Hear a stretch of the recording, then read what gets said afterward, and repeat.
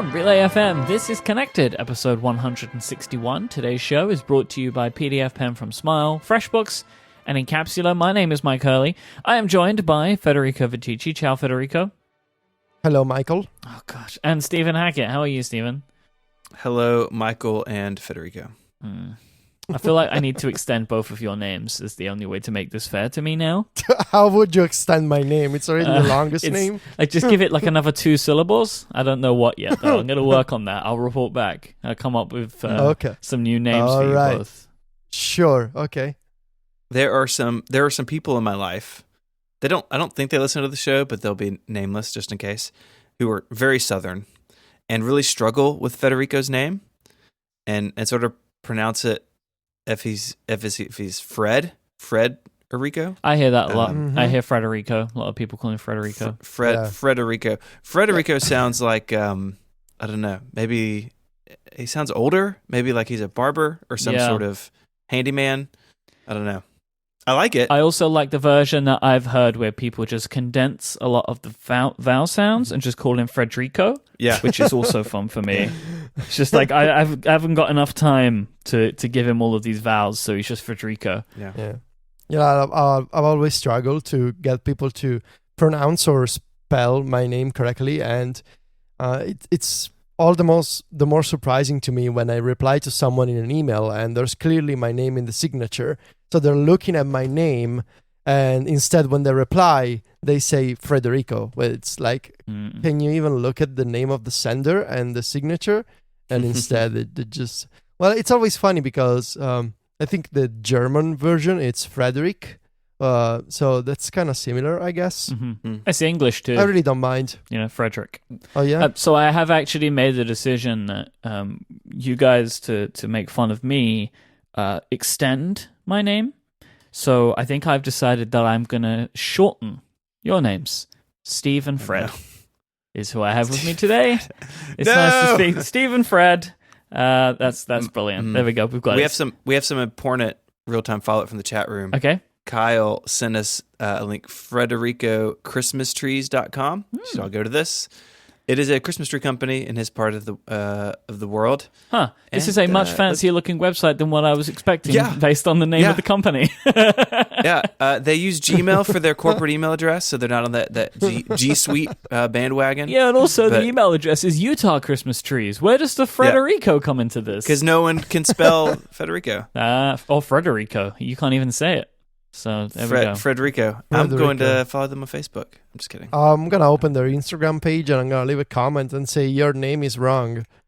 You should. They only have 3 pictures. You have to, and one of them, the picture in the middle must be Federico. That's him.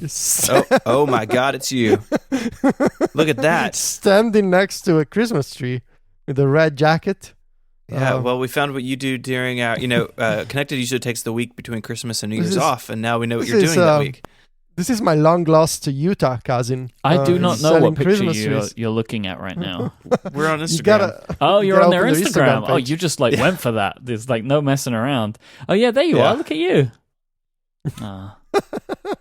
Everybody go follow Federico Christmas Trees on Instagram. Let's blow this one out of the water. This company is gonna have a weird few days. They get a bunch of followers. Be nice. Just embrace the brand. I'm following. Why don't we buy a couple of Christmas trees from this company in December? Okay. There we go. We'll do that. I don't think. Yeah. And maybe we could end up on the testimonials page. People love us. We really love the trees. Just a shame about the name. For example, Ryan Wilkinson says, I can say enough good things. Frederico's as the best trees in the country. Hands down. Hands down. Yeah. Even Anonymous agrees. If you scroll, we're very happy to see that there are many. Federico's Christmas Trees is the official Christmas tree supplier of the Anonymous group. Wow. Oh no! Well, even hackers gotta celebrate the Christmas. I guess so. I guess so, and they're very happy with the trees. This one testimonial says, "This is our 3rd tree from you this season. We love the quality and freshness of your trees." Are they eating the trees? Why do you need 3? Why does the freshness matter? And what I like about this is our third means they didn't buy 3 at one time. They kept came buying back. more. Yeah. Multiple times. Well, Yeah. Anonymous is a pretty big group, so I guess they've got a lot of places and they have to cater for, and not everybody knows everything about everyone. So it just keeps building up. So the guy's name is starting in 1988, which is the year when I was born. Russell Federico has been selling Christmas trees in Utah Valley. Yeah. Stephen, please give us some follow up. I think the show's over. just read the ads. Just go home. So, on last week's show, I had asked the audience and the two of you. The audience was way more helpful than the two of you, by the way, about iCloud family sharing. We moved to Apple Music. How could I thought we my be wife would helpful enjoy it. when we'd never used it? I know, but the audience had, so they were more helpful. That's all I'm saying. So our situation, I think, is very similar to many people's, where we have an Apple ID that we share for purchasing, and then my wife and I each have separate iCloud accounts, and that purchasing is like a third email address.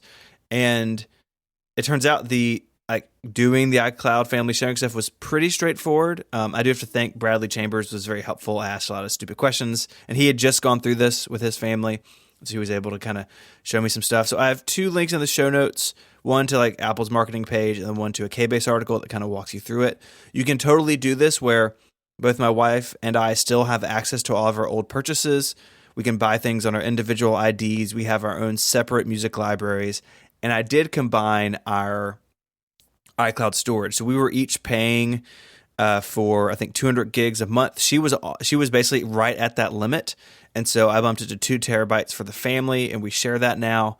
And honestly, there's some kind of back and forth a little bit. You got to go in and change settings everywhere. But once it's up and running, it's been really smooth. And so she has her Apple Music library. She has access to all of our, 10 years of shared purchases, and everything's great. So totally worth the work.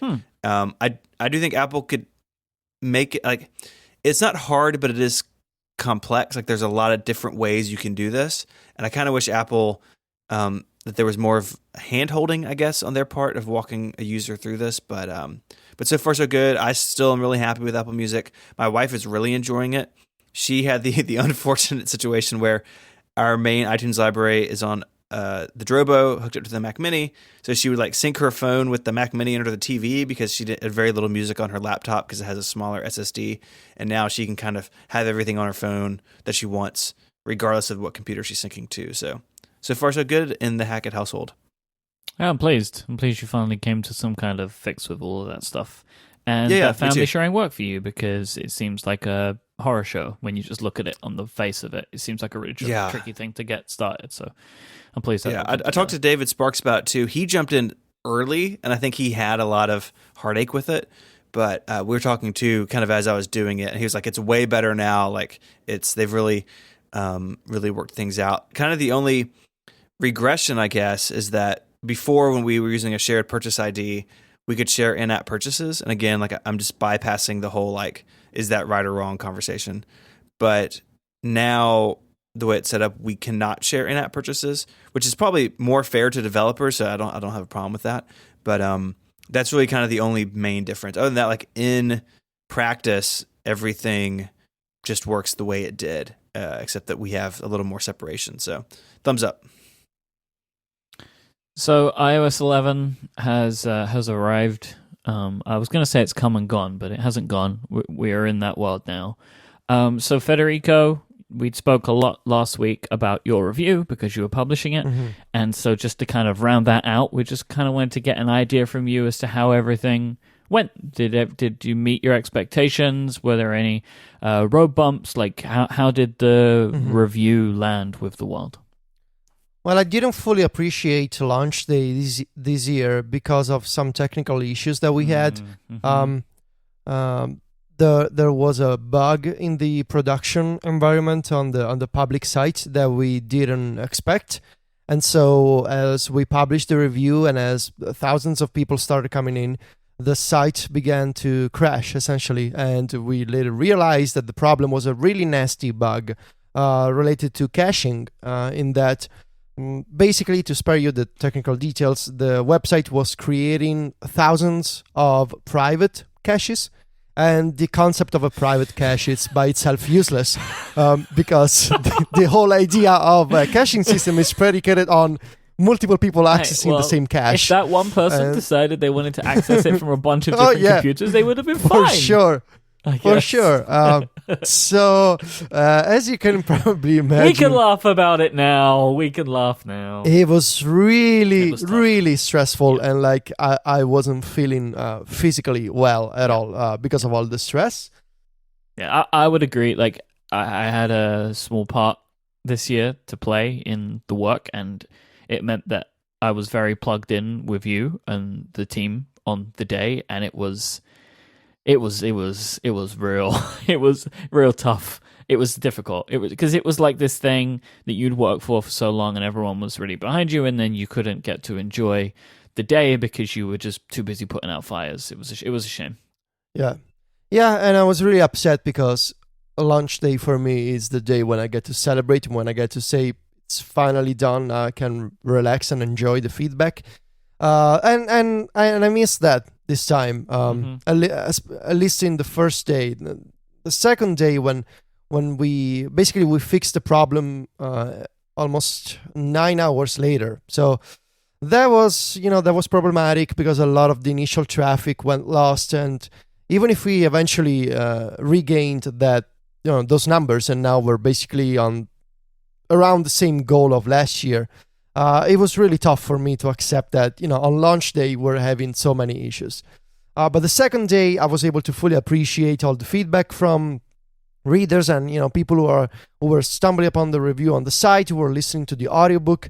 And so from the second day, I started feeling better about it. I apologize to everyone. It's something that we should have tested beforehand, and we didn't, because the main problem was, once again, we cut it a little too close to launch day, and I need to make sure that doesn't happen again. That said, in terms of numbers and it was worth it again, thankfully, to work on a project as big as the review.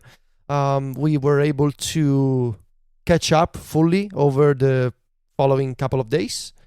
I'm happy with the results. I'm happy with the feedback. People seem to really appreciate the review and the multiple extras that we released this time. And I was also happy with I told you guys, I think this is the most polished review I've published to date. And in fact, the only typo that was reported to me was a single image caption. And that image caption was something that Ryan didn't proofread, of course. So just one image caption and just really one typo, just knowledge spelled wrong. So I'm really happy with that. I'm really happy with that. It's a great word to get wrong. It's a great word to get wrong, but just one typo in the entire review is not a bad record. No, that's not bad at all, my man. So yeah, I would say aside from those first 9 hours, I'm happy that it's done, and I'm also exhausted. I don't want to think about next year right now. But I'm not going to do it anyway, and I got a bunch of lessons that I've learned, things that I want to change, want to do better next year, so we'll see how it goes. I remember on the show last week I mentioned that there are a couple of differences. We were talking about a bunch of differences, right, that there are in the audiobook version to the written review. I've had a couple of people contact me about here and there they've noticed one or two things. Nobody has reported to me the three differences that I can think of. I've had them all told to me independently, but not one person has come along with all three of them, so the 5 mic points are still out in the world. But we are able to award 1 mic point to Benjamin Mayo, who found the Rickroll that Federico had hidden inside of the review. And I will include a link in the show notes if you want to find it yourself. But congratulations, Benjamin. You are the recipient of 1 mic point. Yeah. Just today, I saw that someone else on Twitter reported the sound effect that you put in There is a sound when you effect. mentioned. Yeah, I've had a few mentioned, people mention that. I've had some people mention a couple of the things that I changed, but I haven't had anybody come to me with the list of all 3 yet. So still up for grabs. A whole 5 mic points. 5 mic points still to be assigned. All right. Okay.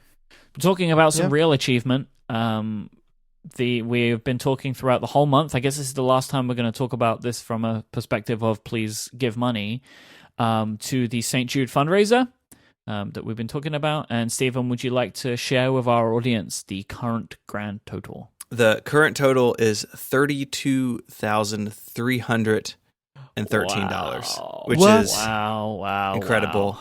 Wow. So a big thanks to our friends at ATP. Yep. They had a really nice segment at the top of their show last week about this. They were pushing people, I think at the time, to break either 20 or 25,000. We've blown way past that now. It's incredible. I mean, my wife and I are just speechless. The community that we're a part of, for all the jokes and all the infighting about should it be called a review or should it be called a walkthrough, like all that stuff is just silly. But people, like we have a lot of good people in our community who really care about things that are important, and it's incredible. So thank you if you've donated, and if you haven't, there's still time. There'll be a link in the show notes. So. And then next awesome. week we can celebrate the entire amount, right? Because it will be done. It ends. Does it end in this week?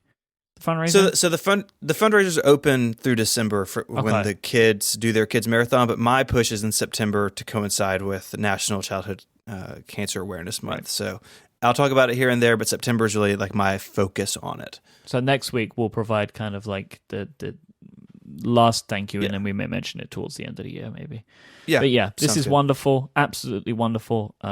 Thank you to ATP for what they did, and thank you to everybody who has donated. It's amazing. Just before we go for our first break, we need to start doing this again. Question: Does Google Docs have drag and drop support yet? The answer is no. Big N-O on that one. Let me tell you about a company that does care about supporting the new iOS features. That is Smile. I want to talk to you today about PDF Pen, the PDF Pen family of products, in fact, because it's on all your devices, and there's a couple of different cool products. So PDF Pen equips you with everything that you need for more powerful PDF editing. And with the whole PDF Pen family of products, you can get everything you need to master PDFs with all of your devices with PDF Pen, and also PDF Pen Scan Plus as well, which adds scanning and OCR to your mobile toolkit, so making those dreaded tasks like scanning receipts for tax time a total breeze. You can just scan them as you go, and they get uploaded, and it's brilliant.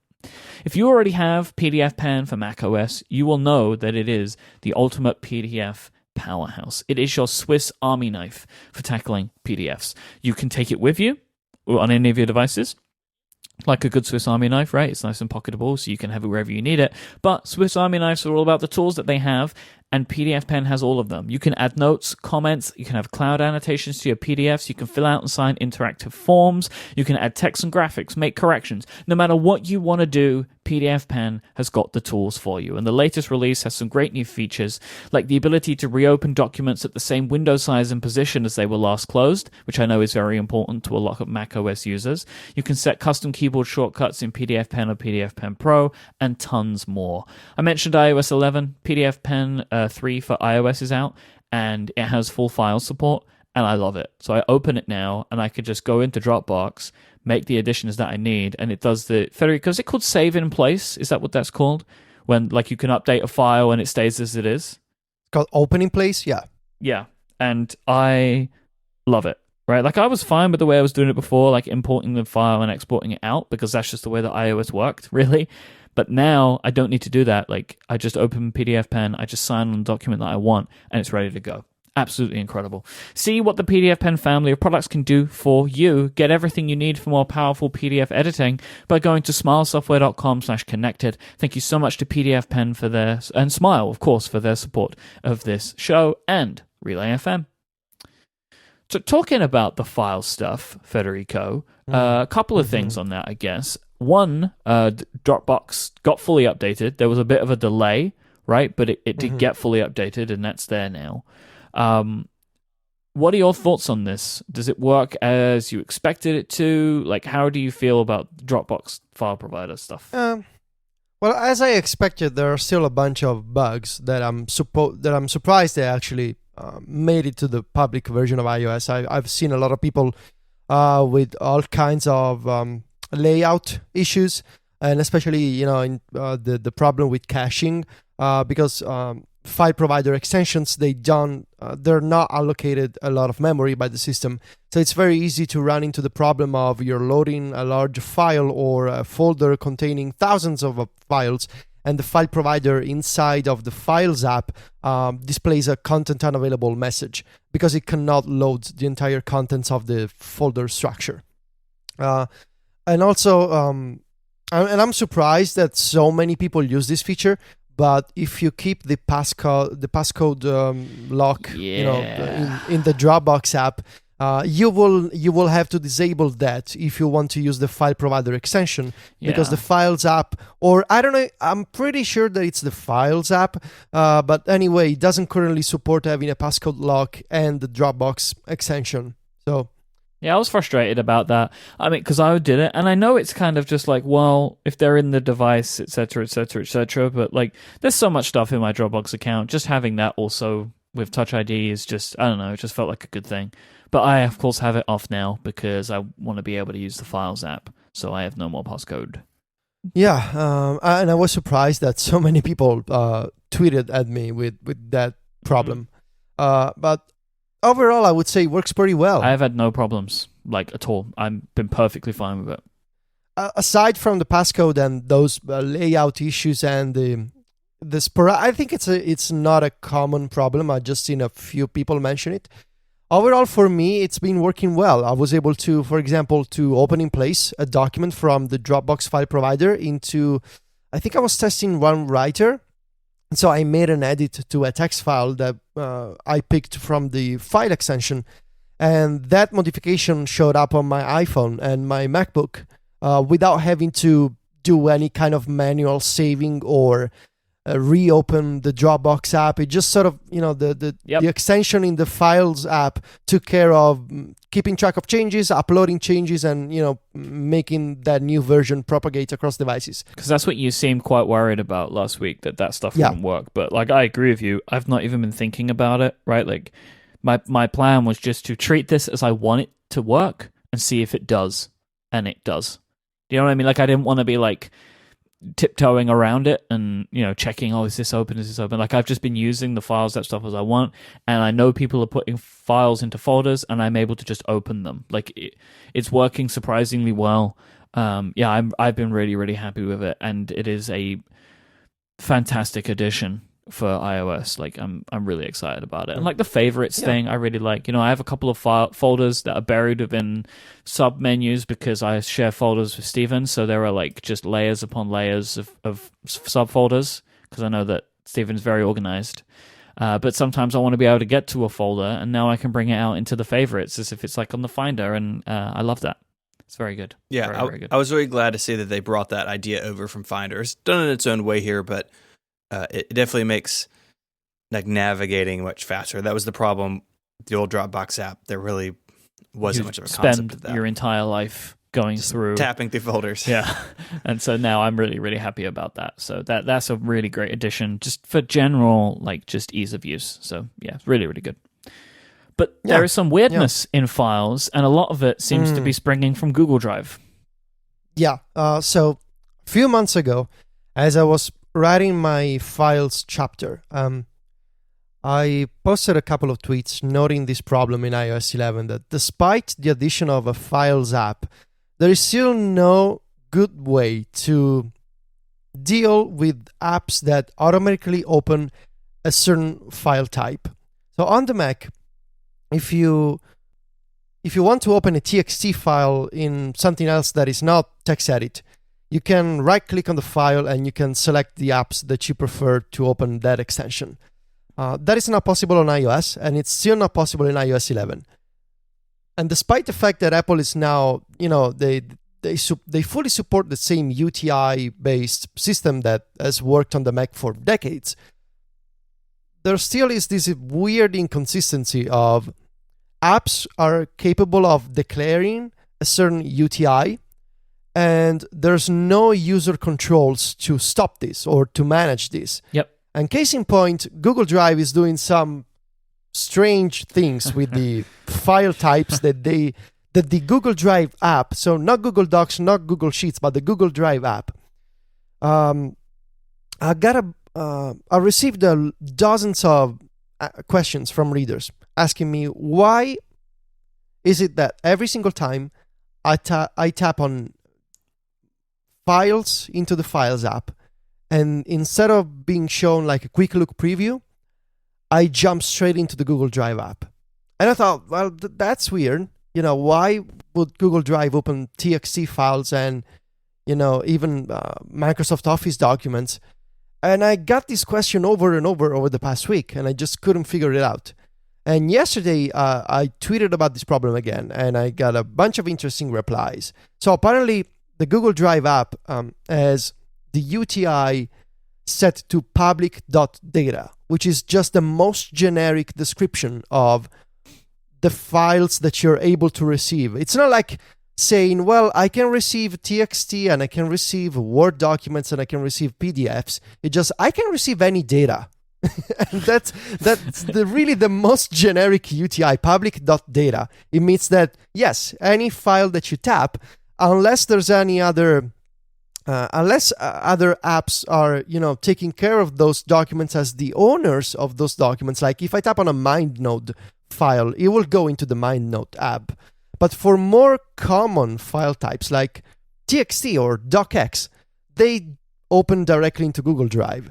And obviously, declaring public.data as an UTI is not the most user-friendly approach on iOS.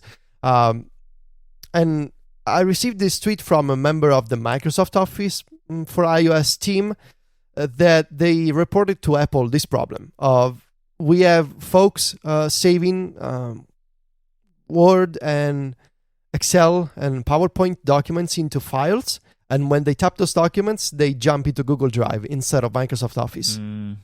Now, I wonder here who's at fault, because for sure Apple should come up with a new system that allows users to either set defaults or with a better preview. I think it's kind of absurd that when you tap on a document, instead of being shown a preview, you jump straight into an app. I would much rather see a quick look preview for every document, and inside that quick look preview have some shortcuts that say, well, you can open in place this document into these and these and these and these. I have a list of compatible apps that can open the document. Instead, right now, if you tap on this file on these documents, and if you have Google Drive installed, chances are really high that you're gonna jump into Google Drive and import that document. So for sure, I think Apple should have a better system. Also, Microsoft should support Open in Place, which I don't think they do, because otherwise, I believe the system would automatically jump into Word and Excel and PowerPoint. I think fault is on all sides with that, right? Yes. And also, there's a question of, I think it's easy in this situation to look at what's going on here and raise an eyebrow at Google and be like, what are you doing? But then at the same time, this application is a storage app. It can take every type of file. Right, but so that's why it's tricky, because it's okay, Google, you should maybe be a little bit more conscious of what you're doing here, but the use case that they are putting forward is misguided, but maybe not wrong, right? It's in theory, you can put anything in there, but I guess the argument is, and I agree with it, is, well, unless it's already in Google Drive, how about you just wait until I save it there, right? I don't think it's the right thing to do, and my hope would be that, they implemented this, thought that they were doing the right thing, and it isn't until it's kind of out in the wild that people recognize that it's a problem, and then hopefully it will be rectified. But I would say that, if the fix for Microsoft is they need to support Open in Place, well, then they should be supporting Open in Place anyway, because that is vastly better. Yeah, exactly. So I think this specific problem with Google Drive and Microsoft and Files will be fixed in the near future. But my overall sentiment here is that we should have a better system feature by Apple to deal with this stuff. There should be a way, and I'm not going to argue in favor of setting defaults for Safari and Mail and Messages. We've been over this, and I don't think it'll ever happen, but I think really Apple should make Quick Look Preview the default screen that you see when you tap on a file. When you use the Finder and you select a file, you see a Quick Look Preview in the column view. It doesn't make sense that you tap on a file and you leave the files up and you jump into God knows what. You should see a Quick Look Preview by default. And there should be a new interface that shows you all the compatible options. So imagine if I tap on a Word document, I'm shown a Quick Look Preview for the document and a list of, like, this document is, it's best open with Microsoft Word, but if you want, you can also open this document with these apps. And there's like a list of app names and app icons, and I can choose from them. And maybe I can set the default one, like I can flip a switch and say, every single time I want to jump into Google Drive, yes. I think it's, the Apple is sort of treating us as we don't understand how dealing with a document into multiple apps works. But I mean, the same company that asks us to perform drag and drop with multiple hands, or use the new app switcher on the iPad, or here's a bunch of keyboard shortcuts. I think we can deal with opening documents into different applications. We just need better controls for them. I do feel that, like, looking at what we've got here, this was a genuine attempt from them to create a simple system, and really we weren't going to know this was a problem until everybody started supporting it. So I see it's like what are we going to get in later versions of iOS, and will this fix it? And I hope that the answer is yes. I'm still of the mindset that, like, a company that would introduce Files would make changes like that, because you already introduced this app called Files, which is incredibly nerdy and specific, right? Like, it's it already is a pretty it's like a power user feature. So I would hope to see changes like that. Yeah, exactly. Just doesn't feel like the same company that on one hand they do files and keyboard shortcuts and iPad updates, and then when you tap on a file, it just jumps out of the app and God knows where it goes. It just seems strange. We didn't know this was happening until these apps were out there, right? Like you can try and envision it however you want, but maybe you just think of the utopia where everybody just tries to support the things that they should be supporting, but it's not going to work like that when you make these things public to the world. It's a little disappointing they didn't see that coming, but I know, but these things happen. You spent some time with the iPhone 8 in a store, right? I did. So I went to the Apple Store last week, picked up my Apple Watch, which we're going to talk about in a little while. And as I like to do, spent some time with the new phones. Of course, they're tethered to the desk, right? It's not like a real serious look at them. Like, they still tethered to the desk? Yeah, they are. Yep. Huh, okay. Little safety thing. So not really like what Jason's doing. Upgrade yesterday. You guys spoke about. He's got review units. It's not that. It's just sort of impressions.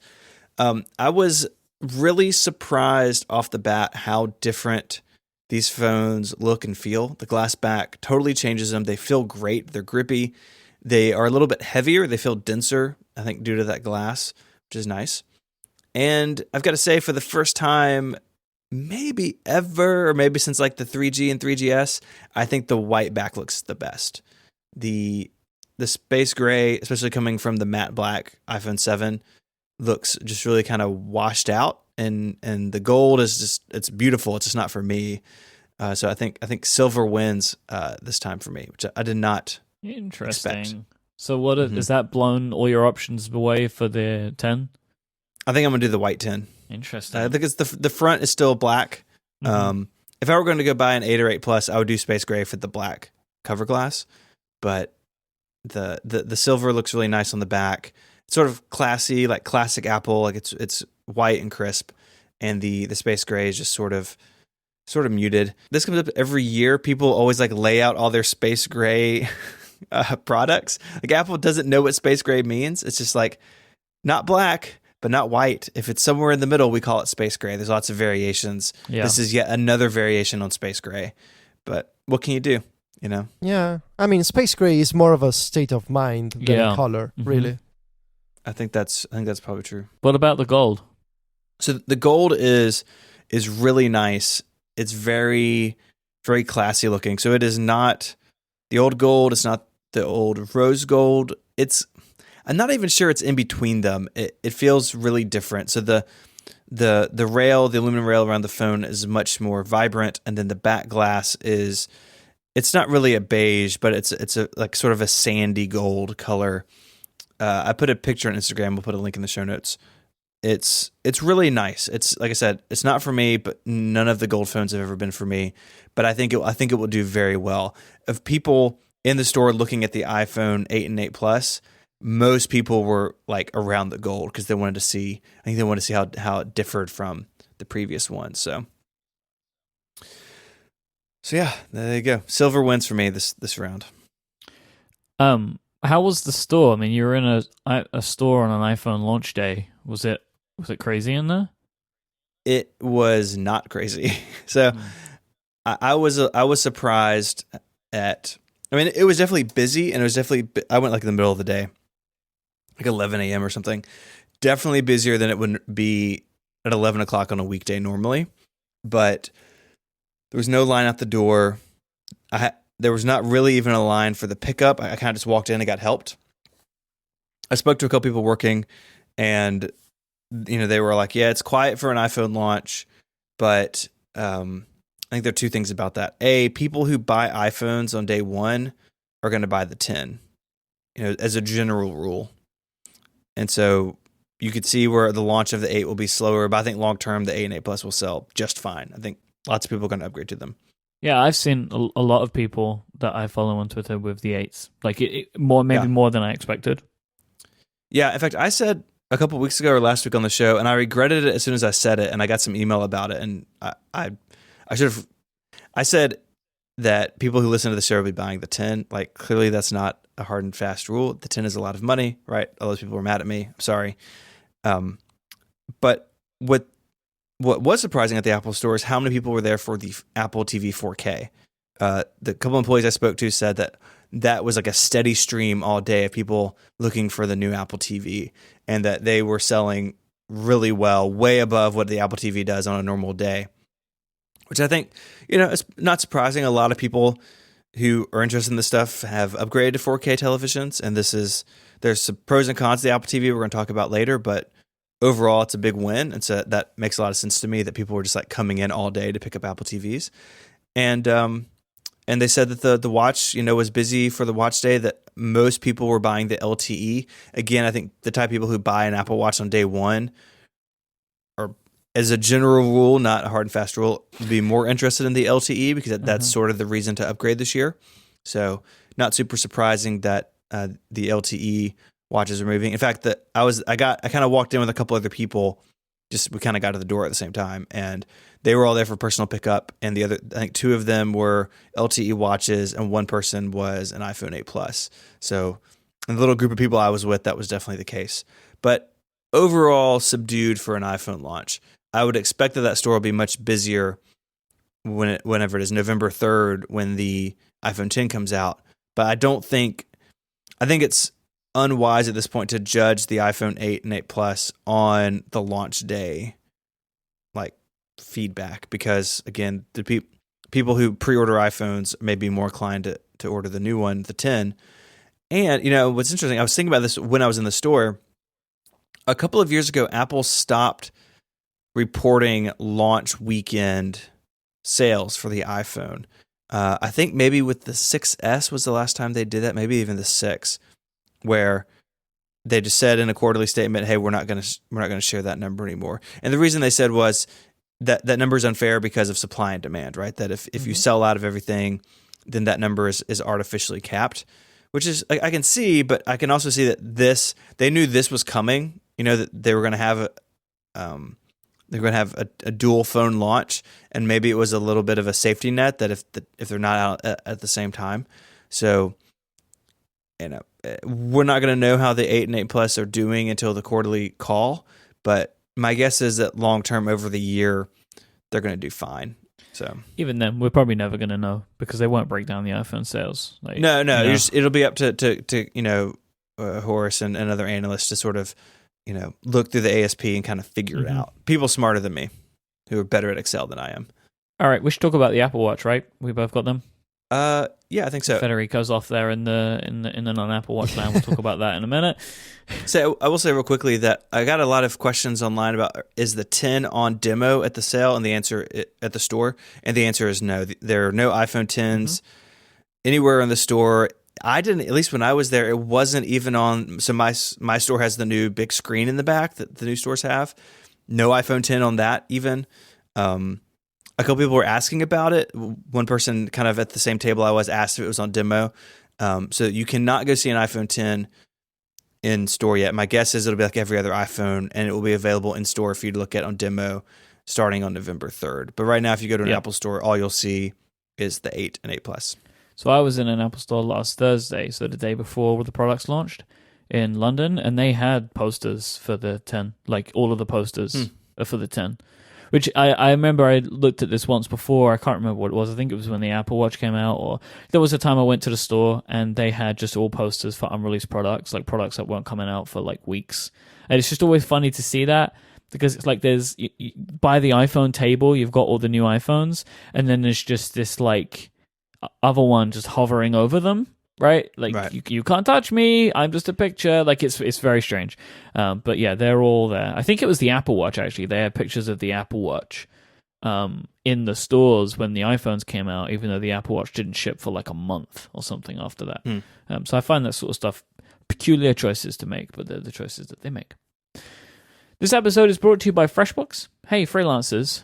You want to save some time? You know how important it is to make smart decisions for your business, and so many of those come with saving time, and FreshBooks can do just that. You can save up to 192 hours if you switch to FreshBooks, because their cloud accounting software is so easy to use. They've simplified tasks like invoicing and tracking expenses and getting paid online. FreshBooks has done all of this in a way to help you save the time that you want to save to make your business run more smoothly.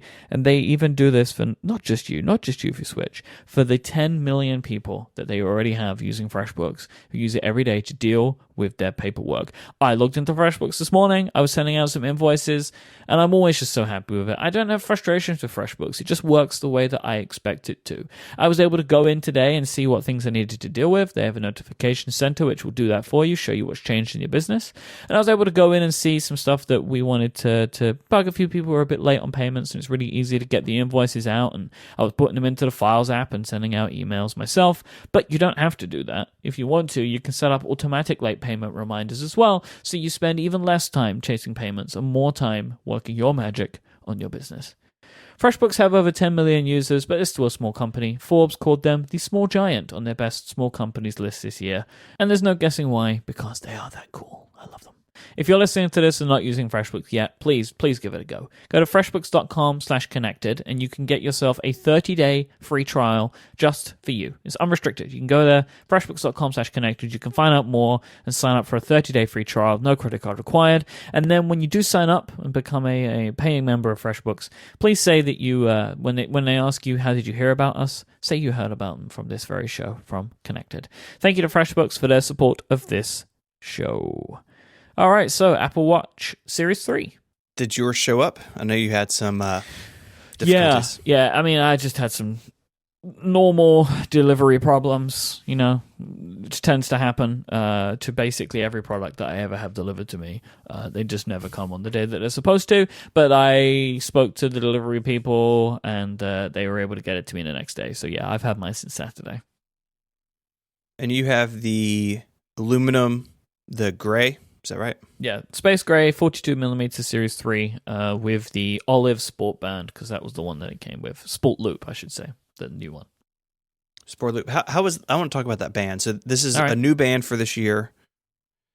It's I just saw one. I didn't try one on. What is it? How is it shaping up? If the Milanese loop and the nylon band got drunk at a party. Oh no. The result would be the Sport Loop. because it sits weirdly in between them. Like, so it is a very similar idea to the Milanese loop in that it is one piece of material that is threaded through on both sides, and then you adjust it by just pulling and fastening, and it fastens by magnets, right? But like, it's infinitely adjustable to any degree because all you're doing is just tightening it around your wrist. So it's like that, but it's a nylon material, and it secures by a hook and loop mechanism. Because it's not Velcro. Suspiciously not Velcro. But it isn't Velcro. It seems different to anything that I've used before. And I'm going to include a link in the show notes to Micah Sargent. He's one of the fantastic hosts of Clockwise and Disruption on Relay FM. He also works for iMore, and he posted a really good post about this loop, and he took some pictures, like some macro shots of it, and it's like this really advanced looking hook and loop system. Like, it's like literal little hooks. It's very cool. You put some pictures in there, and he goes into a lot of detail about this. But I would say, like, okay, so here is the sound, right? That's what it sounds like. It is like Velcro, but way less noisy, way easier to move around. Like, it's secure, but it's not like I'm having to get help to take my watch off every day, right? Like, it's really easy to move, and it's just like Velcro, just in the hook and loop system. It's just in these little strips. It's like not the entire thing, because then it would be almost impossible to get off. I really, really like it. The band is comfortable. Something that I had to get used to, and I've gotten used to it, is the thickness, because obviously it doubles over itself, so it's different to any other watch band that I've used, because it gets thicker on one side. Because I've never worn one of the Milanese or anything like that. But I really like this band a lot. It's similar to the nylon that they've used, but it's softer. It's got a kind of a more soft feel, and I guess this is to help with the hooking and the looping. So yeah, I'm really pleased with it. There are some other colors that are better than the one that I have, and so I'm probably going to invest in maybe the black one, because the black one is deceiving. The black one has a bunch of color in it, which I think looks really cool. I'm not 100% sure why they called it black, because it's got like little rainbow thread in it, which looks kind of cool. So that's probably going to be the one that I get, although the pink one is also pretty good looking too. So yeah, big fan of that. Big thumbs up from me. I ordered the 42 millimeter stainless steel, and it came with a off-white sport band, which I quickly replaced for my regular white sport band. I had the original Apple Watch in stainless steel. My Series 2 was a Nike Plus aluminum, the dark, like you've got. And I decided to go back to the stainless steel. It is heavier, but I love the way it looks. I like the way that it ages. Stainless steel kind of gets all nicked up, and I like the way it looks over time. And I feel like the red digital crown really looks the best on the white ceramic, but I'm not spending $1,300 on an Apple Watch. So the second best place it looks, I think, to my eye, is the stainless steel. So I've been happy to be back in that world. I had forgotten that the taptic motor isn't as pronounced, I guess, on the stainless steel. I think because the watch is heavier, it's got more to move. And so I turned back on the, what do they call it? Like prominent? The prominent haptic. Yeah, I actually had to turn that off. I think the taptic motor is stronger in the Series 3 in the aluminium. I've always had the prominent haptics on, but I feel like my arm is shaking off the table every time one of those things hits. It is incredibly strong. So I have actually turned it off. And I don't know if maybe just like over time my taptic motor got weaker. But I had it on, I turned it on as I had it before, and it was like, wow, that is way stronger. So I've actually turned the prominent one off. I might turn it back on, but for now I'm leaving it off, I think, and seeing how I go without it. And I don't feel like I'm missing anything. So the red crown, I will say, I don't see it. Right, like I really, in the way that I wear my watch with the digital crown on the right hand side when I look at the watch face, on my left arm. Right, so the crown is very rarely in my vision, like the kind of the red part of it. So I kind of don't care about it now because I don't see it, and I didn't hate it before. I don't love it, but I'm kind of okay with it because honestly, I never see it. So I kind of feel the same way. I don't see it. I wear mine the same way you do. I do feel like I've got one band. I have like, they don't make it anymore, but they used to make a sport band in like Hunter Safety Orange, which I love that band. That band does not look good with the red. But, my other ones, I've got this white one, I've got a black one, I've got a black Nike Plus one. I have the black and gray nylon one. All those are fine. But some of the colored sport bands, I think you may have a problem with. But like you said, I don't see it very often. I do feel like my problems with it are more sort of, I just don't care for the little indication that I bought the LTE one. Yeah, like, that's all it is. It's not functional. Why they chose red either. Like, so red, I'm not going to go too far into the details because I've read this a couple days ago, but my understanding is that red has been used on high-end watches as a status symbol or as an indication of a special edition or some sort of fancy option, like over time. Like that's sort of a mark in the watch world, and maybe Apple's just trying to crib that a little bit and sort of step into that world. But it's fine. It's not a deal breaker. Like, it's weird, right? I wouldn't be shocked if at some point it just quietly goes away and the Series 4, either goes back to the black or gives it an option. I just don't like that if you know what you're looking for, it stands out that's an LTE watch, and that I just don't like that status attachment to it. But it's not a big deal. Overall, though, I've been very happy with the watch. The setup was incredibly fast to move my backup to it. WatchOS 4 does this clever thing like iOS does, where it does your restore and then it moves your apps over in the background. So like the restore for backup took like 7 minutes on my watch. And then it took, maybe another 25 minutes for all the apps to move over. Mm-hmm. And like slowly, like my third-party complications just started showing up again. But that all went really smoothly.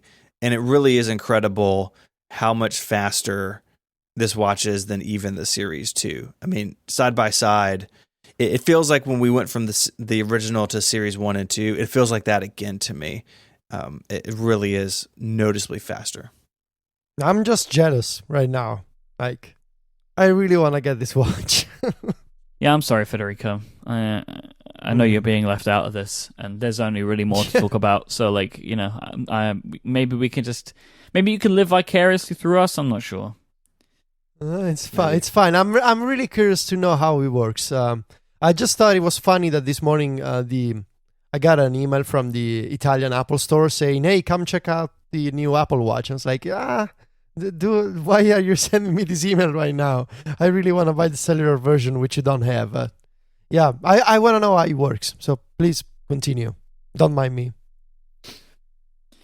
Yeah, so I can speak to my experience in setting it up. I have an AT&T account, and I go, set up the watch. In the watch app, in the setup, it says, hey, do you want to set up LTE? You can totally skip it. So you can buy this watch if it's available in your country, if you're not Federico, and just enable LTE later, like you can on an iPad, which is pretty cool that you're not set. You don't have to do it during setup. But I wanted to do it. It loaded a in-app browser. It brought me to the AT&T website. There was no way to enter my 1Password information, which was annoying. Signed into the AT&T mobile website finally, and basically it said, "Hey, it's $10 a month to add this to your plan via what AT&T calls number sync," which is, I think, just their brand of the watch and phone number. The watch and the iPhone share a phone number. So it's $10 a month to add to my plan. Of course, it gave me the opportunity just to review my plan, and I didn't change anything else. It took just a couple of minutes. I hit save on that. The in-app browser went away, and I got an email and a text from AT&T maybe like 2 or 3 minutes later saying that it was finished. It was very seamless to get it set up and added to my account. What about you, Mike? Was it pretty similar for you? Pretty much the exact same experience, but I was surprised by the deal that I was given. There's only one network in the UK that is supporting the Series 3 of LTE, which I'm sure is going to leave a lot of people disappointed, especially if they bought the watch and they didn't even know about it, which I know people that have done that. And I was told that I was going to get this for free for 6 months. Like, it's just free. And then after that period, I can pay £5 a month to get 10 gigabytes of data for the watch, specifically, which seems like a really good plan, especially for that amount of money. I'm pretty happy with that, but I don't have to use it. I can cancel it at any time. There's not a minimum fixed term on it, but they do kind of, our network here does seem to kind of set it up as an individual device. I think it still does all of the phone ringing and stuff like that, but that's all fine. But they do kind of treat it as a separate data pool. I believe is how, at least it's how they're presenting it right now. So, but I don't care because I got it for free for 6 months, so it's great for me. Yeah. So I mean, the setup was easy. I have spent some time with it just on cellular. So last night, at the end of the workday, I went for a bike ride. I had my phone with me so I could take notes, but my iPhone was in airplane mode. It was not connected to the watch. The watch was on cellular.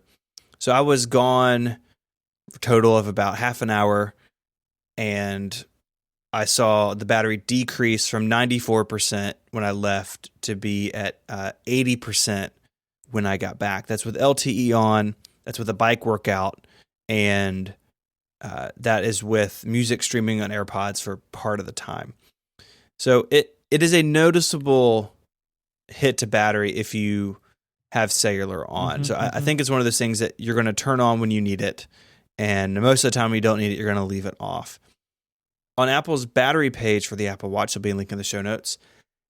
In the workout section, they say up to 10 hours of indoor workout, up to 5 hours outdoor workout with GPS, which the bike workout engages, up to 4 hours of outdoor workout with GPS and LTE. So it's not a big break from GPS to add the LTE. It's just, you're just going to cost you another hour overall, but it does drain faster than it would otherwise. So I think for me, I'm going to leave it off. And then, those times when I go for a bike ride or a run and I want it, I'll turn it on.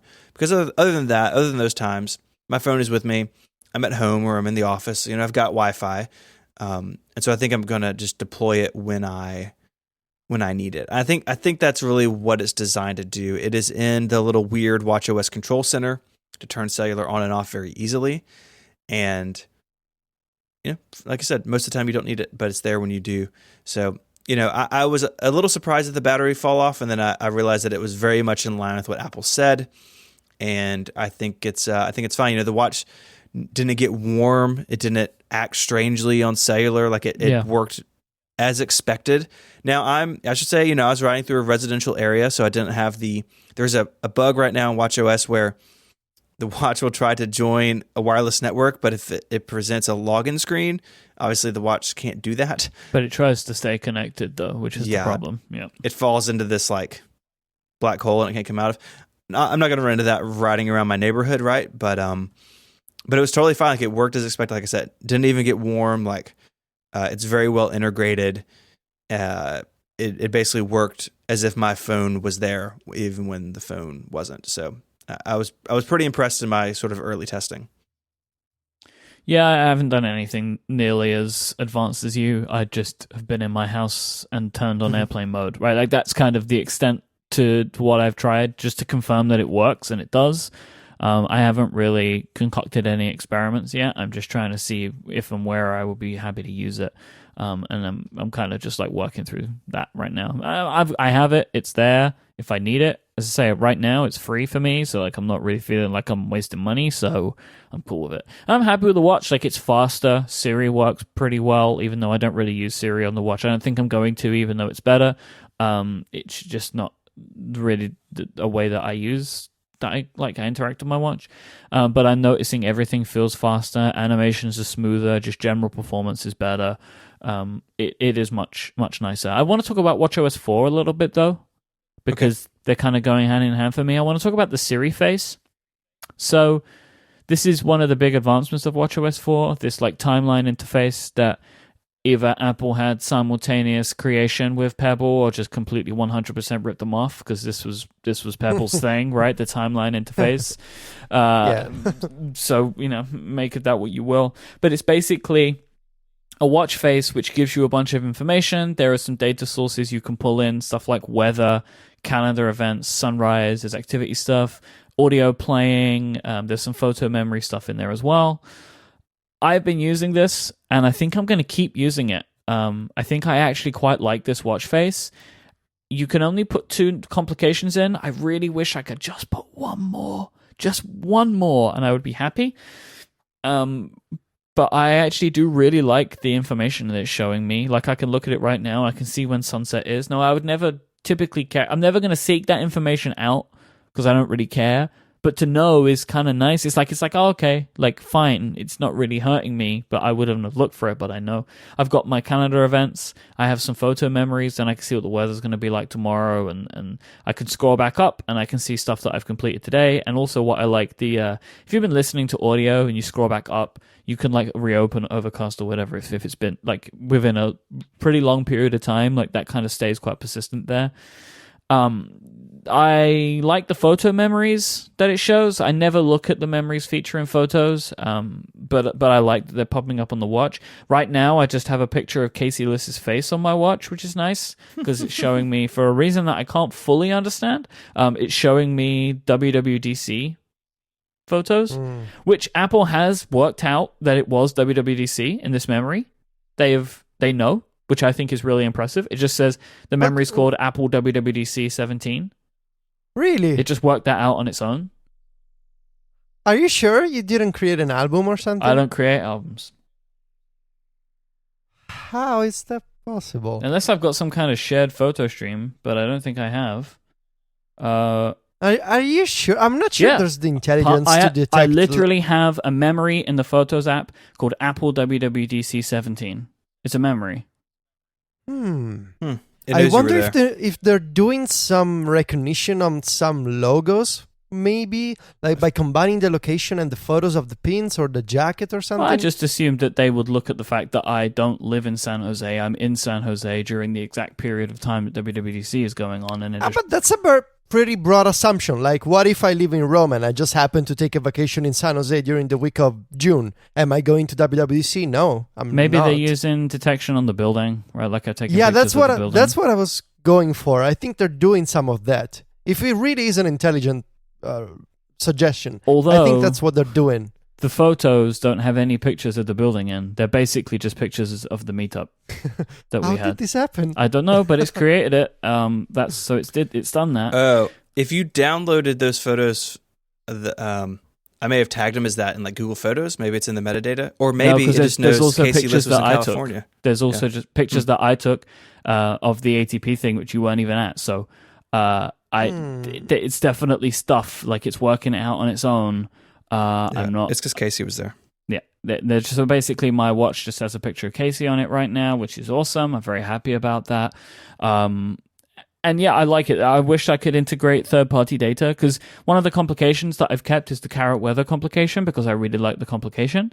But I also get weather information on the Siri face, and so I would really like to be able to just have Carrot weather in here, in the Siri face, as opposed to Apple's weather. So I hope that in the future, third parties can have their information in this. That would be good. I would like that. I've also tried the kaleidoscope face as well. I have thoughts about that. I think that it's silly and kind of funny, and whilst I would never use it for my watch face, I have left it as an enabled watch face that I can play with. One thing I do like about it, I can't believe I'm defending this. What's really nice, so that you guys just don't understand. You just don't understand how awesome it is. You have 3 patterns, and then each pattern has a bunch of colors you can choose from. What's really pretty nice about this is if you scroll through it. So when it's your regular watch face, and you turn the digital crown, the kaleidoscope moves, so the little patterns move around, and the color of the complications will shift to match the overall color of the kaleidoscope. So if it's yellowy, the complications are yellow, and then as I turn this one, it becomes more red. Complications become red. It's a nice little touch. It is. I agree with you. It is really silly, But it's kind of impressive how smooth. I mean, I can turn this digital crown as fast as I can, and there's no lag. It really keeps also, up. it's got some like kinetic energy to it. Like if you spin the crown really fast and let go, the kaleidoscope keeps moving and slows down. It's nicely done. It's nicely animated, and I like it because I have it here and I can play with it.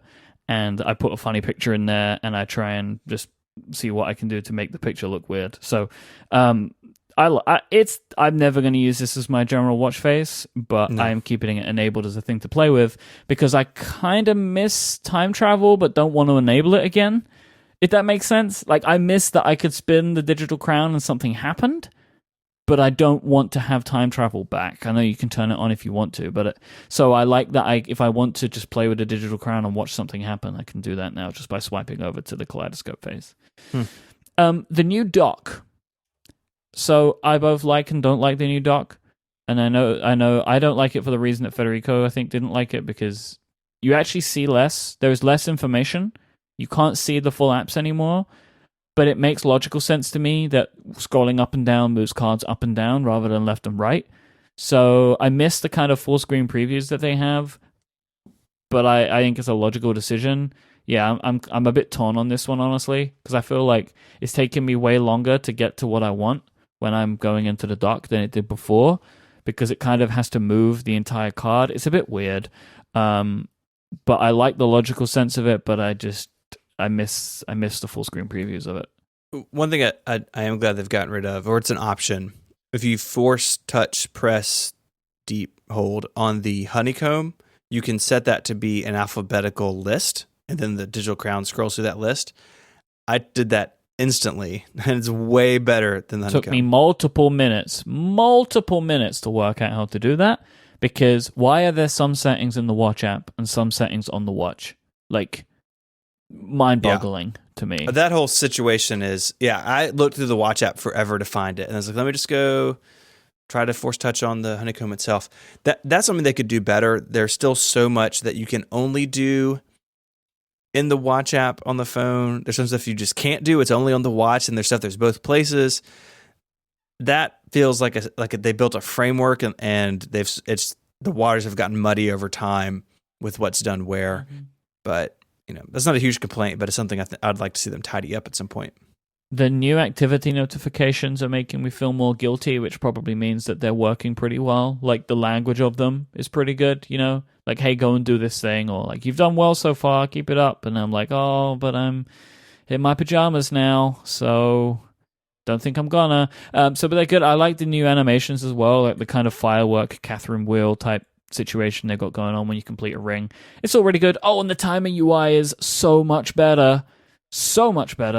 When you're setting a custom timer now, you don't have to try and scroll around this just incredibly difficult to set wheel. You can actually just scroll through like lists of numbers. They just have like hours, minutes, and finally seconds that you can choose from in the timer UI. So much better. Really big fan of the timer UI. Love it. Thank you for improving that, whoever is responsible for improving that. So yeah, it's good overall. I'm pretty happy with it, and I like watchOS 4. I like the new Apple Watch. I feel like it's all moving together. I want to see more third-party stuff everywhere, though. I want to see more apps that can pull data from the cloud, stuff like that, because there's just a bunch of apps when you're on LTE that can't do anything. I want to see more stuff. I actually want to see third-party apps integrated into the Siri face, because I think that it is a real good home, and would, I think, for me, become the only way that I interacted with the watch. Like, that would be it, most likely. If I just had all my third parties in there, I wouldn't really have to do much else. So yeah, I think that is a good combo. All right, this week's episode is brought to you by our friends at Incapsula. They have the website security tools and content delivery network to make any website safer, faster, and more reliable. And it's so easy to get started. You just make a small change to your DNS and you'll be ready to roll with Incapsula. They are ready to go when you are. They're just waiting in the wings, just waiting for that moment when you just make that small change, and then they can jump into action with their 30 data centers and 3 terabits of bandwidth. And what's that going to do for you? It's going to keep bad guys away from your website. If you have any problems, if anybody tries to hit you with a denial of service attack, You're never going to see it. It's never going to hit your servers because of Encapsula's amazing network. They will also be caching your content and optimizing connections all at the same time using their powerful CDN, so your users will get your content lightning fast. And to keep your mind at ease, you get a live traffic view of your site on Encapsula's dashboard with the ability to also create custom rules to meet your exact needs as well. As a listener of this show, you can get 1 whole month of service for free. Just go to encapsula.com/connected. That's incapsula.com/connected. This is where you'll find out more about Encapsula's service and claim your free month as well. Thank you so much to Encapsula for their support of this show and Relay FM. So, Stephen, you've written a review of macOS High Sierra, and I assume we should cede the floor to give you a couple of minutes, I guess, a couple of minutes to talk about High Sierra. A couple of minutes. We're going to talk about High Sierra for less time than we talked about the Kaleidoscope watch face. What? I know the two of you would be fine with that. Since I would you argue dislike that the Mac more and its technology, more effort went into the Kaleidoscope face than High Sierra. Oh no! Just my. I did write a review. I'm really sorry. No, you're not. I did write a review. It is my 5th or 6th macOS review. I started with Mountain Lion. It's 9,300 words, which if you had told me in July how long my High Sierra review would have been, I would have guessed about 4,000. But, these things happen. As Federico and others can attest to, sometimes you get into a project and there's a lot more to do than you think. Usually how I do these reviews is I kind of have an outline and I basically start at the beginning and work my way through it. This time, though, Federico, watching you do your iOS reviews the last couple of years, being engaged in that process, the three of us, we talk about your review all summer. We kind of are kind of in it with you to a degree. And so I decided to kind of look at your workflow and see what out of that workflow made sense for me. And so this is really the first big review I've done where I basically treated each section as its own piece of work. Mm-hmm. And that's very unlike how I write normally. It's very unlike how I think normally, but it was kind of nice. I was like, hey, I'm going to sit down and I'm going to work on APFS this week. And you don't have to worry about the rest of the review this week, Stephen. Just work on APFS. And that was really difficult for me to get into, but I think one reason I think is 9,300 words is because of that, that I kind of just dealt with it one thing at a time. It's a bunch of mini reviews, right? As opposed to one big overarching idea. Right. And, I don't have the fancy navigation stuff Federico did, but I think I could. I think I could have broken this down into, hey, if you just want to read this one section, here it is. My site doesn't have any of the fanciness Mac Stories has, so it's just one long markdown document, but I think it could have worked that way. And it was a refreshing way to think about it. And I think it helped me do this. Like, there was no crunch time for this. This review has been done for a couple of weeks. I added one little section yesterday at publication time, but it's been edited for a while.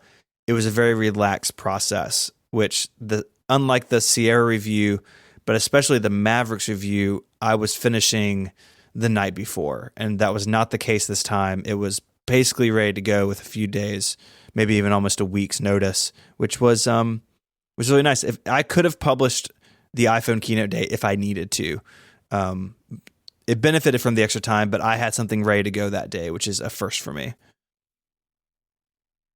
I struggled with this a little bit with High Sierra for a couple of reasons. I mean, one, I am just less personally invested in macOS and its advancements.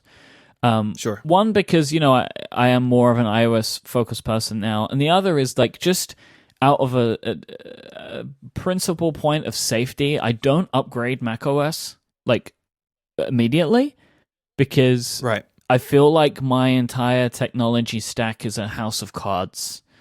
Because every time I do update macOS, a new issue is brought in and they just compound on top of each other and they're never fixed. And it all tends to be around USB audio. So like I try and stay away They from... really broke that last year really badly. And it's just like it won't get any better, and I'm just terrified that it's going to get worse, right? So like I try and stay away from it. But then compounded with all of this is the fact that like this is an unexciting release of macOS. Like It is. there is a lot of stuff going on in the background, but it's stuff that is mostly uninteresting. If I want to get Safari, I can already get it. I can run it. And Yes. I wouldn't personally. Okay, like you can tell me why I'm wrong on this, but I do not want to upgrade to APFS right now. Like I just don't want to do it right now.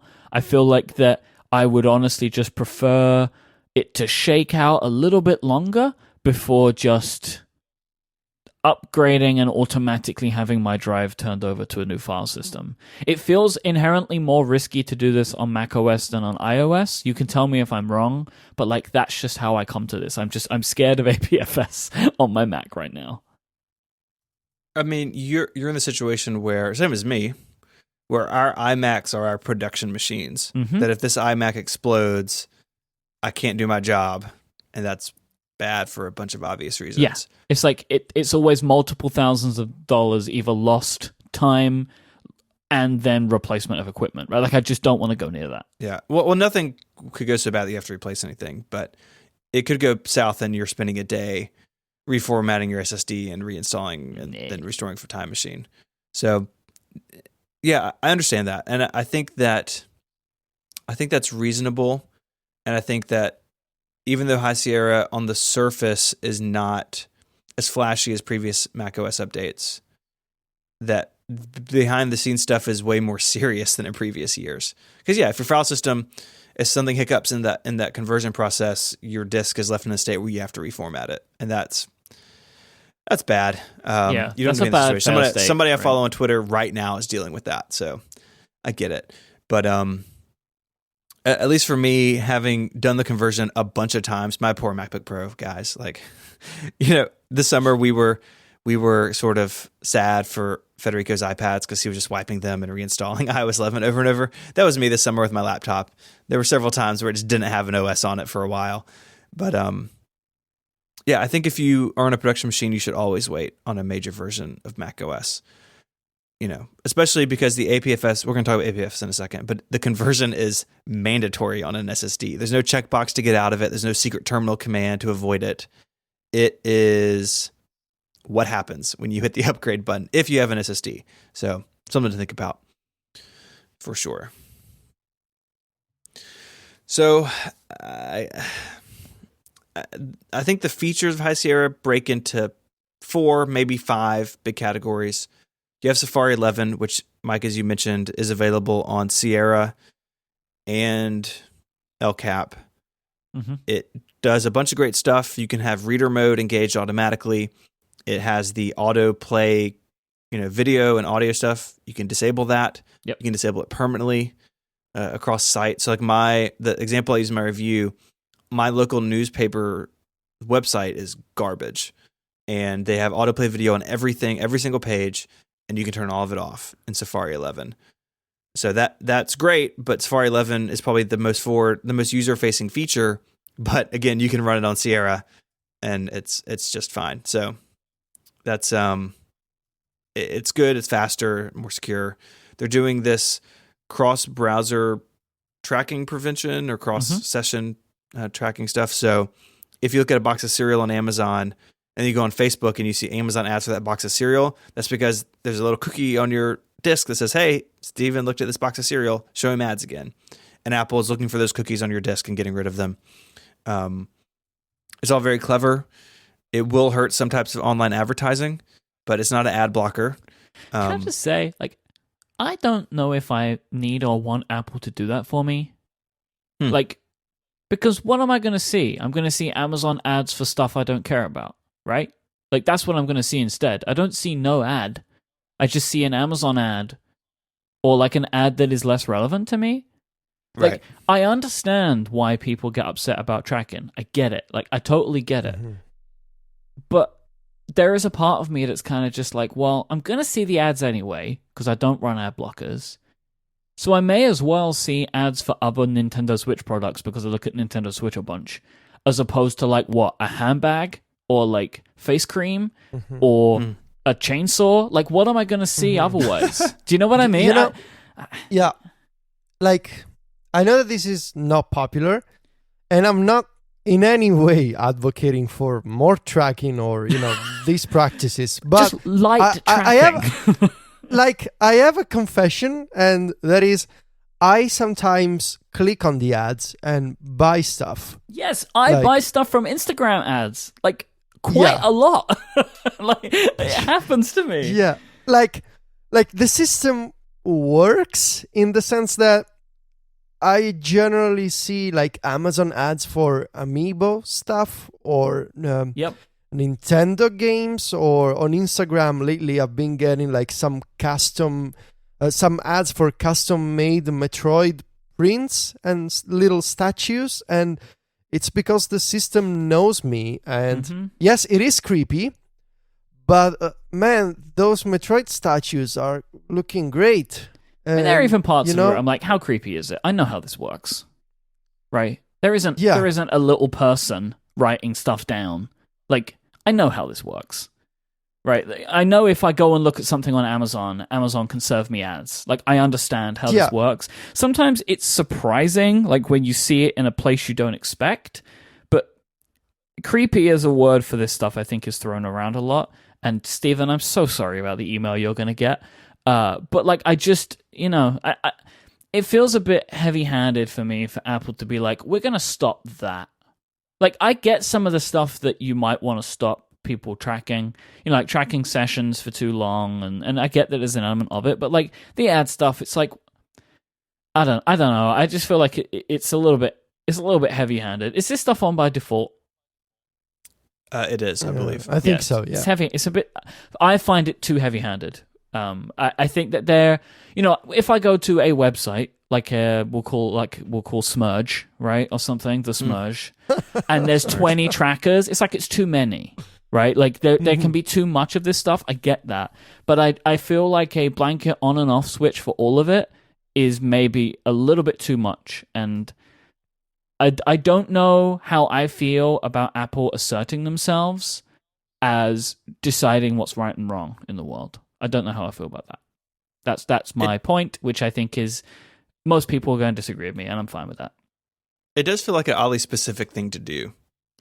Like, this is the one thing they really harp on in Safari 11, but there's lots of other stuff you could do on the browser that make it more secure. Yeah. But I agree with you. It's surprising to see him do it. You know what's also kind of strange? And by strange, I mean surprising, and also I'm not sure how I feel about it. I think I like it, but I see some potential problems of Apple using differential privacy to understand what websites are being slow and causing performance issues for people's browsers. And apparently Apple is going to collect this data, and they're going to understand which websites are problematic, and they're going to get in touch with the owners of the websites.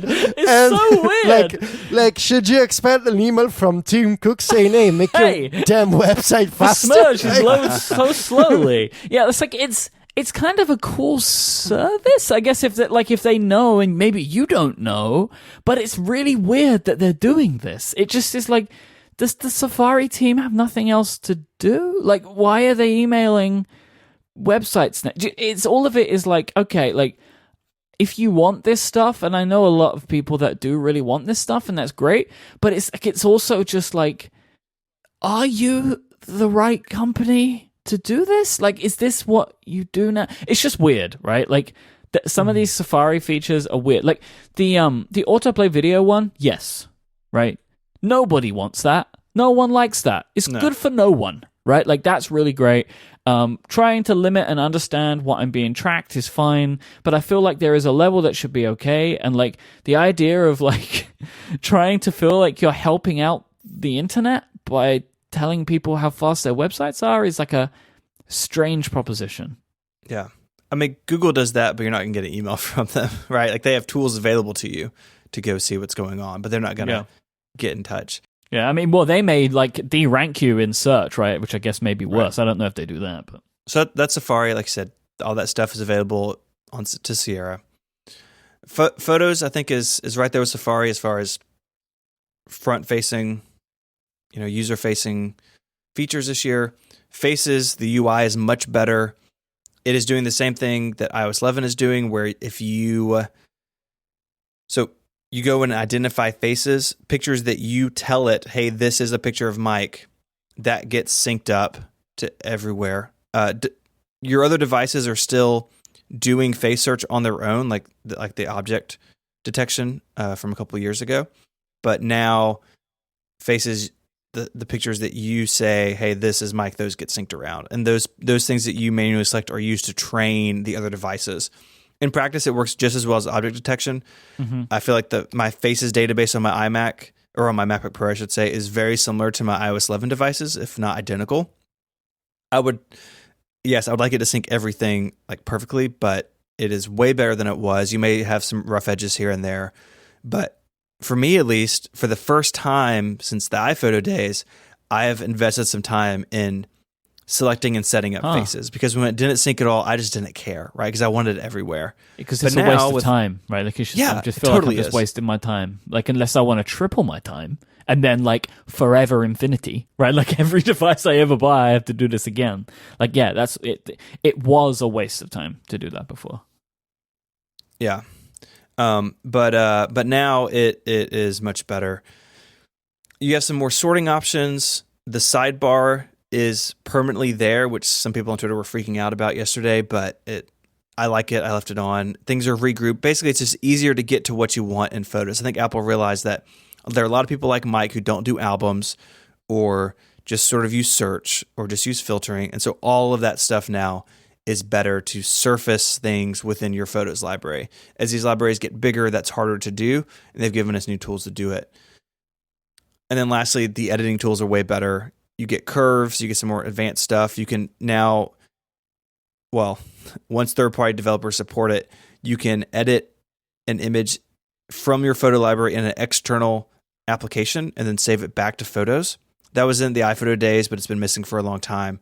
That's come back. And you have those same live photo effects that you have on iOS 11. So with Photos in particular, that's a platform and a group of apps that Apple tries very hard to keep in sync between iOS 11 and the Mac. The only difference is the Mac gets better editing tools, and that continues to be the case this year. So if you're a big Photos user, you're going to see some nice improvements with High Sierra, which I think is great. You have, I don't know, like I sort of skipped this a little bit in my review. I sort of punted it a little bit, like Metal 2 and eGPU support. That's great if you're doing VR stuff or if you're gaming on the Mac. eGPU support is not coming to the public until I think early next year is what Apple has said. So it's I mean, it being great is all in theory, right? Like, because there's nothing. So it's like, in theory, possibly at some point in the future, it might be good for you. But it's not. I mean, this is one of the other things. It's like, High Sierra adds all this stuff. It's like, yeah, but like not for me though, right? Like the support is there, but there are no games, and my hardware isn't good enough. So it's like, okay, maybe at some point in the future. Like, this is the thing about High Sierra. It's like this underpinning stuff, which doesn't make for an exciting release. Can you remind me? Did you have to pay for Snow Leopard? It was $29, down from, I guess, $99, I think is what client cost up to that. So it was way cheaper. Was that considered a good deal at the time? It was. Okay. People were freaking out about it. Yeah, I remember that. People were super excited about the price drop. Yeah, I don't remember. Yeah. I remember the price. I remember the price going down, but I didn't know it was the last thing. I think it was the last. Maybe Mountain Lion was the first free one, but Snow Leopard was definitely there at the end. I think Mountain Lion was free because it was weird, right? Wasn't that the first App Store one? And like you had to get those weird USB keys. I think Lion was the first in the App Store, and I think it was still $29. And then Mountain Lion was weird too because there was no keynote. They just met John Gruber in a hotel room and talked about Mountain Lion. Yeah. remember that weird thing? That was great. I remember when I was when the news broke. Like, that was fun. That was a fun day. It was a fun day. So I mean, now we move to the under the hood stuff. You have APFS, which we talked about. The new file system is mandatory and happens automatically if you are on SSD. If you are on a Fusion drive or, God forbid, a spinning hard drive, you are not converted, and you can't manually convert. And so this changed over the summer. Initially, it's all going to be, well, initially in the first dev beta, it was an optional convert, and then everything got converted automatically. And then you could not, then Fusion drives were not automatically done, but you could manually do it. And then the very last minute, Apple said, Fusion drives on APFS are not supported in High Sierra version, 10.13.0, not supported at launch. If you had converted a Fusion drive in the beta process, you had to unconvert it, which basically means reformatting it, back to HFS Plus to boot the App Store version of High Sierra. Something happened here, and I've heard a couple things. I'm not sure how truthful any of them are, but obviously something has gone wrong with APFS and spinning hard drives, whether it was a conversion failure rate. This is why I'm nervous, because but you have an SSD. Nothing to be nervous about. Things were going wrong though, right? Like they thought they had it right, and then on during spinning the beta discs. Yeah, but then and the beta period, it was like, oh, it's not how. Just that uncertainty makes me feel uncomfortable. Yeah, but it's uncertainty with your neighbor's computer, not your computer. You don't know if I have a spinning disk. I might have a spinning disk. You don't know. I do know because I picked out your iMac. You don't know. I might put one in here. You don't know. You didn't do that either. You don't know. So if you are on a Fusion drive, I still think High Sierra is a fine update for you. There was a Craig Federico email yesterday saying that APFS will come in a High Sierra update. So I guess you have that to look forward to. But definitely weird. But that's kind of what betas are for, right? Like betas are for Apple to change their mind about stuff. And yes, this is a big and admittedly scary thing to change their mind about. But I'd rather this happen in the beta than 10.13.0 come out and there's like a big problem and every Fusion drive iMac explodes. That would be bad for everybody. So my guess is they're probably playing it safe and that they'll get this worked out and it'll all be set. And then lastly, and we talked some about this in the iOS 11 coverage, but the new media codecs, HEVC and HEIF, are available on the Mac. What's great about HEVC is it takes 4K video and makes it more or less the same file size as 1080. You can see up to 40% smaller than H.264 4K video. This means that downloading movies from the internet in 4K are fine. Can't do that in iTunes, by the way. I don't know if you guys caught this. iTunes 4K content, you can't download. It's only for streaming, which I do not understand. But, if you download something from YouTube in 4K, or if you are working in 4K in Final Cut or iMovie already got updated. Expect Final Cut will be updated shortly. I bet I know why you can't download. Eddie Q? Because they cost $20, right? Like this was part of the deal, I bet. Like it's like a DRM thing. But even if you buy something new, yeah, I mean, it's at least if it's going to be 30, give me the option because I want it downloaded. But right, but this is the point. Like they're not going to let you, right? Like the movie studios, they're like, this is what they've decided. Is my assumption. It's like we'll let you go that price, but nobody can download them. Yeah, and then HEIF, same type deal, smaller than JPEGs. HEIF is what gives you all the goodness with the live photo stuff. It's because it's actually stored as one, like in one container, as opposed to before you had a JPEG and a QuickTime file, and the iOS sort of smashed them together. It's much more graceful now. And what's really cool about this stuff is that Apple's done a really good job. If you go to export something, and Federico covered all this in iOS 11, it's the same in iOS 11. It will convert to the more compatible format if necessary, and it'll kind of always do the right thing. So if you email something, it's always going to convert it to a JPEG because they can't really guarantee anything over email. If it's AirDrop or iMessage, they know a little bit more about you, and so you may get the HEIF or the HEVC format. And what this means going forward is that people's photos libraries will be smaller. Apple is not going through your iCloud photo library and converting everything. I'm sure there will be Mac utilities that do that. Do them at your own risk, I guess. I'm not sure that's something I'm going to ever do. But moving forward, we should fill up our iCloud, allowances at a slower rate because these files will be smaller. And I think that Apple's done a good job with that on iOS and on the Mac. This conversion, I think, is going to be pretty seamless for people who upgrade all their stuff at the same time. You're never really going to notice this. And that's what you want from a codec change. Like, no end user should ever have to think about this. but Apple's got to do it, and so they've done it in a way on both platforms that makes it really, really effortless. And I think that's a really big accomplishment that they were able to like basically swap out all the guts of QuickTime and Photos, and no one ever noticed. So I think those are the big areas: Safari, Photos, Metal and eGPU, APFS, Media Codecs. Sticky's got a big update. I wrote way more about Stickies than I ever thought I would. That's fine. We don't need to talk about that here. People can just go and look at the screenshots in your review. Yeah. Sticky's got 2 screenshots. Some sections got 0. Sticky's earned 2. So that's worth something, I guess.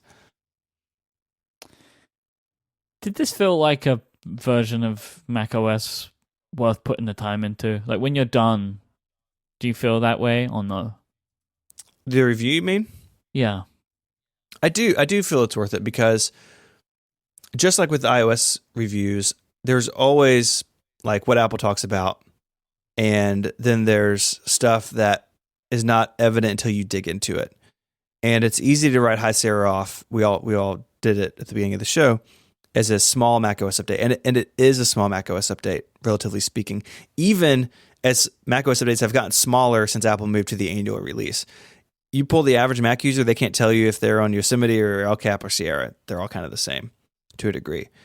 High Sierra promised polish and improvements, and those are all there. But I think why I'm happy I spent the time with it is because that under the hood stuff, these codec changes, APFS, these are important changes that Apple can now build on for the future.